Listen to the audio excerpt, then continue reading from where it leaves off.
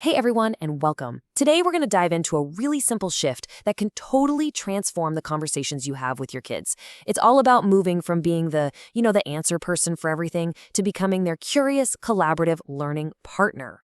Okay, so picture this. Your kid hits you with one of those questions. You know, the ones totally out of the blue and way deeper than you were ready for. Maybe it's about space or why lizards do that push-up thing. It happens to all of us, right? So what's your gut reaction? Is it to just jump right in and give him the answer? Well, what if the most powerful thing you can do isn't to give an answer at all? What if the best response is actually another question? It sounds simple, but this little tweak is the key to unlocking a whole new way of learning together. It's about moving from just giving out facts to actually sparking real curiosity. Yeah, this is all about shifting your role. You don't have to be a walking encyclopedia. Instead, think of yourself as a co-explorer. So let's walk through a few really powerful but super easy strategies to help you make this shift and really empower your child to become a lifelong learner.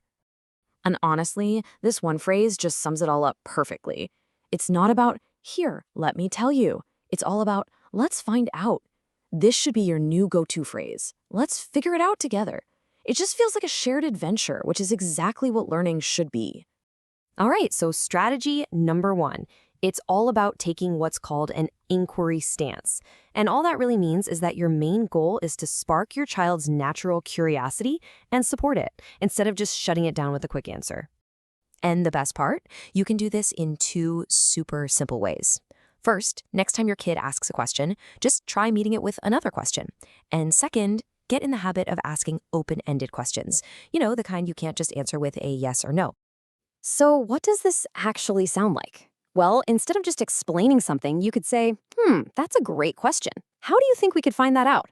Or if you're looking at a bug on the sidewalk, just ask, what do you notice about it? See? These questions immediately put them in the driver's seat. Okay, moving on to our next strategy. And this is like a universal toolkit you can use for pretty much any topic your kid throws at you. It's a framework that helps them and you connect the dots and see the bigger picture. The idea is pretty simple, but it is so powerful.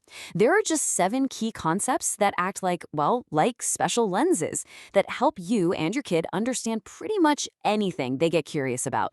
It's an amazing mental model to share. And look, when I say anything, I really mean anything. You can use this for something as simple as a flower in the garden or the gears on a bike, all the way up to something as complex as a government system or a big story in the news. It's incredibly versatile. All right, so here it is. This is the big one. These are the 7 concepts. For anything you're exploring, you can ask, what is its form? What's it like? How does it function? How does it work? What's the causation? Why is it the way it is? How does it change? How is it connected to other things? What are the different perspectives on it? And finally, what's our responsibility here? Seriously, this little table, it's your new secret weapon for having much, much deeper conversations. So our next set of strategies, these are all about building up your child's independence.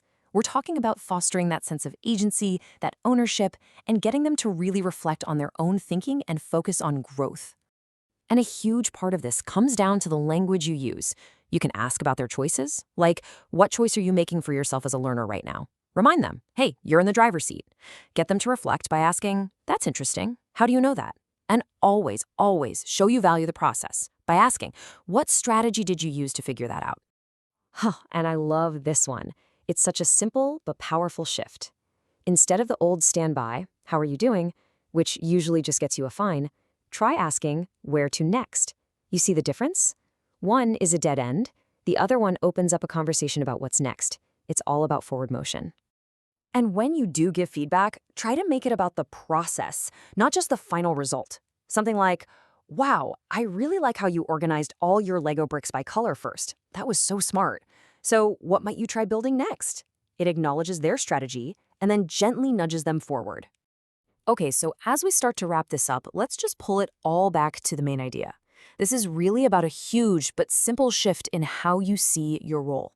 You're moving away from being the all-knowing answer giver. Because your real power isn't in having all the answers. No one does. Your power is in being that curious, enthusiastic partner, right there alongside them on the journey. It's about showing them what it looks like to be curious and to love figuring things out together. So, That leaves me with just one final thought for you.